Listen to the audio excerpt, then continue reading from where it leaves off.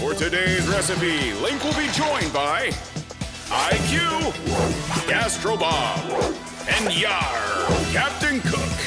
And backed up as always by Guinea Page and the Animal Crackers.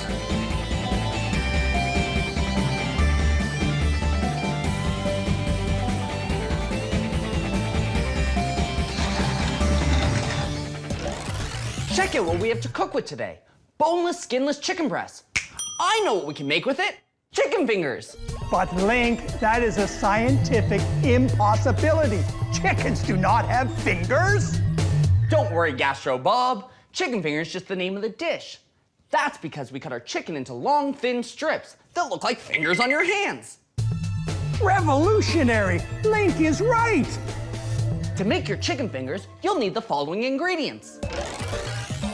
2 pounds boneless, skinless chicken breasts cut into long, thin strips. 1 loaf of bread, we're using whole grain. 3 eggs, half a cup of milk, vegetable oil, 1 cup of whole wheat flour, 1 teaspoon of fine sea salt, 1 teaspoon of freshly ground black pepper, half a teaspoon of paprika. We're gonna let this large baking sheet heat up while we prepare our chicken fingers. Set the oven to 425 degrees, please, Gastro Bob. You got it, Link. 425. I put our chicken in the fridge to keep cool until we're ready to use it. Now, we're ready to make our own fresh breadcrumbs. With what else? Bread! We're gonna process the bread in a food processor and break it down to smaller pieces, or crumbs.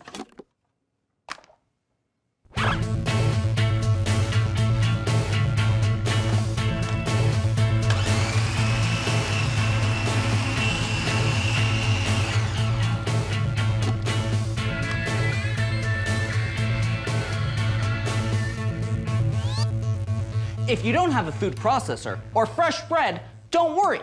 You can use breadcrumbs you bought at the grocery store. Or you can crunch up breakfast cereal.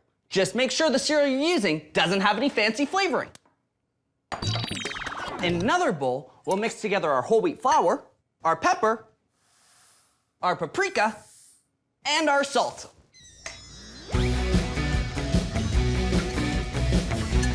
Now that our dry ingredients are finished, it's time to whisk together our wet ingredients. It's a good idea to wash your hands before and after handling raw eggs.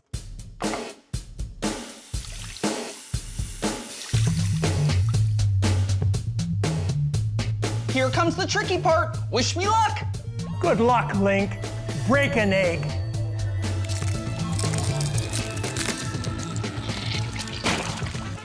Chip Dippington here. Did you see that? The perfect egg breakaway, and the crowd goes wild! Yeah!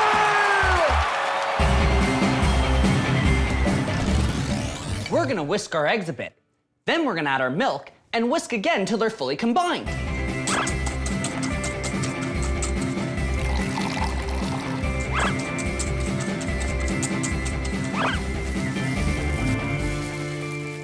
Just like with raw eggs, it's a good idea to wash your hands before and after handling raw chicken.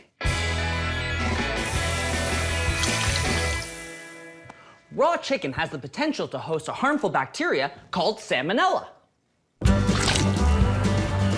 Shiver me timbers, salmon's nothing to be scared of, Link. I'll eat anything raw and wriggling. Because of me tough pirate gut. Did you say salmon or salmonella? I don't feel too good.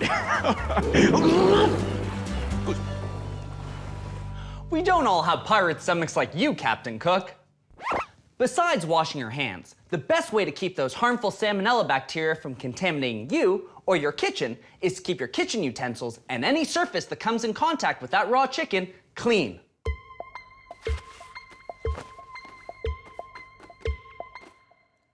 You might be wondering, why am I drying my chicken?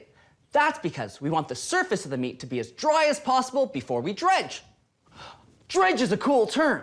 It's a cooking technique for rolling a moist food in a dry ingredient to create a crust. If the meat's wet, the water and the flour will create gooey clumps. But with the meat dry, we'll get a nice dusting of flour.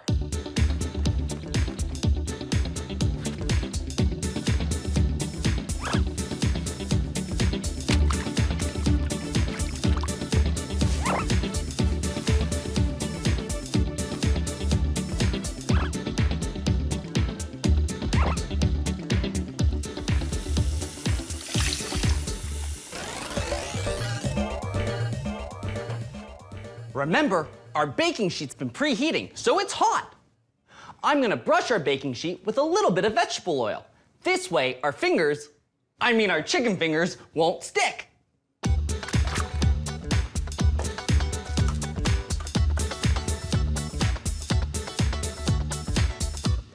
You're probably wondering, why did we preheat our baking sheet? Well, wonder no more. The heat from the baking sheet will crisp up the bottom of our chicken fingers.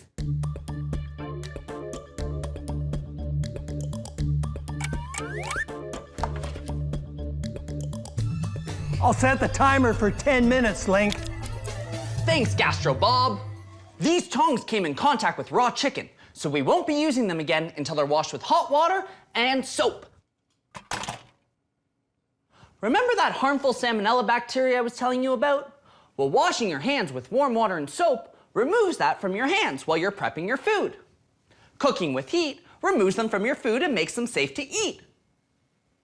How does that work, IQ? Microbes, or microorganisms, are the smallest, simplest living things we know, like bacteria or fungi. You need a microscope to see them. Some microbes are helpful, others are harmful. Heat is indispensable to making certain foods not only taste better, but also for food safety. A microbe like salmonella that lives in untreated food can be rendered harmless by heating. To ensure chicken is heated all the way through, its core temperature must reach 165 degrees Fahrenheit, or 74 degrees Celsius.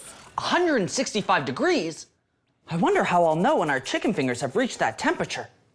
Chicken comes in so many shapes and sizes, so how will I know when all our chicken's fully cooked? There's gotta be a way.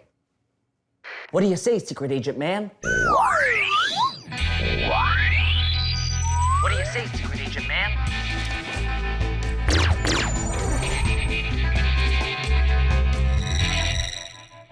A meat thermometer! Thanks, Secret Agent Man. Sounds like it's time for an experiment. Indeed, a science experiment. Whoa! Using meat thermometers, we can take the guesswork out of cooking and accurately read the internal temperature of the food. I've got a piece of poached chicken, which means simmered in water, and a piece of barbecue chicken, and 2 meat thermometers. Which piece of chicken do you think has been cooked to the correct temperature of 165 degrees? I would guess the barbecue chicken. Look at the outside. It's a little bit darker and kind of crispy, whereas the poached chicken doesn't have very much color at all. Eureka! We've got an opposite result. It's the poached chicken that's cooked.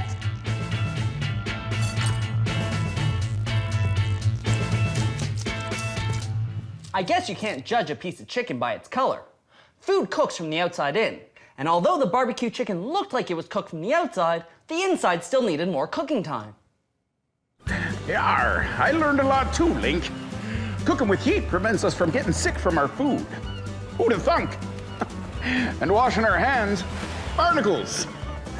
I guess we pirates are a little behind the times. I just bought a toothbrush last month and I've already brushed me teeth twice.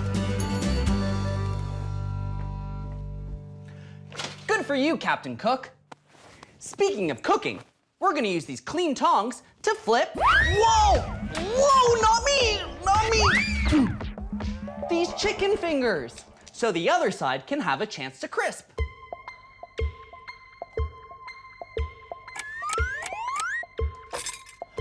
Once you flipped all the chicken fingers, we'll put them back in the oven to bake for another 5 minutes. Lab rat, speed dial!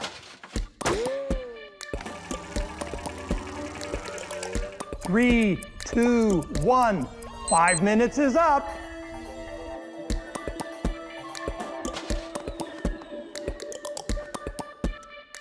We're gonna use this clean meat thermometer to check the temperature of our chicken. 165 degrees! Our chicken is cooked! No salmonella coming for dinner at our house!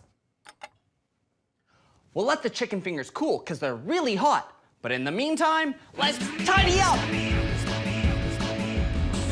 When you finish and the cooking's done, even though you had lots of fun, you gotta clean up the pots and pans, gotta put them away, you gotta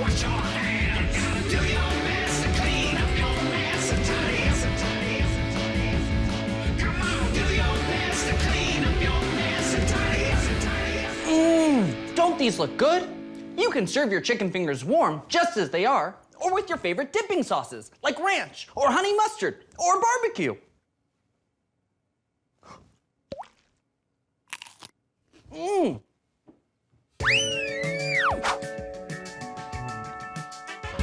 Hello, Gastroblasters. What a day in the Gastroblast kitchen as Link had the showdown of the century against salmonella. It was a tag team effort between keeping it clean and keeping it cooked. And can you believe that 5-finger dredge in the recipe's first quarter? If that's not a slam dip, my name isn't Chip Dippington. Thanks for your help today, IQ. No problem, Link. Thanks for the lunch.